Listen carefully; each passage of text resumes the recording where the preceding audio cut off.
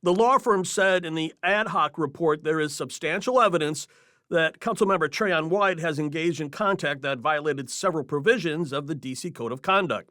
It admits to using the very public federal investigation, including the criminal complaint, to make that decision. So what did it really investigate? We don't know specifically because we haven't seen any invoices it billed to the district.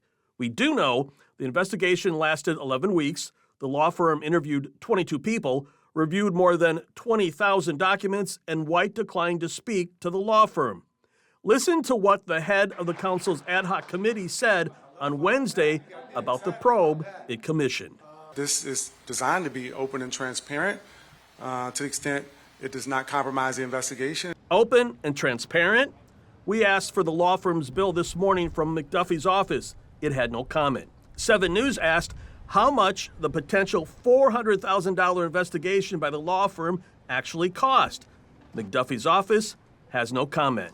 We asked Councilmember McDuffie if the ad hoc committee ever asked D.C.'s Board of Ethics and Government Accountability Department, or BEGA, to conduct an investigation rather than a very expensive law firm.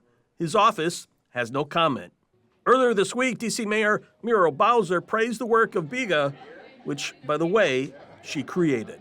When I was a member of the council, I wrote the legislation that created the Board of Ethics and Government Accountability and the process that spells out how the council can proceed in investigating one of its own members.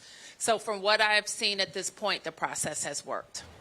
At a potential $400,000 bill, it's a very expensive process if you include an outside law firm. The law firm did find that Trayon White didn't violate D.C.'s Home Rule Act, which requires council members to live in the ward they represent, a residency requirement that BEGA could have figured out too.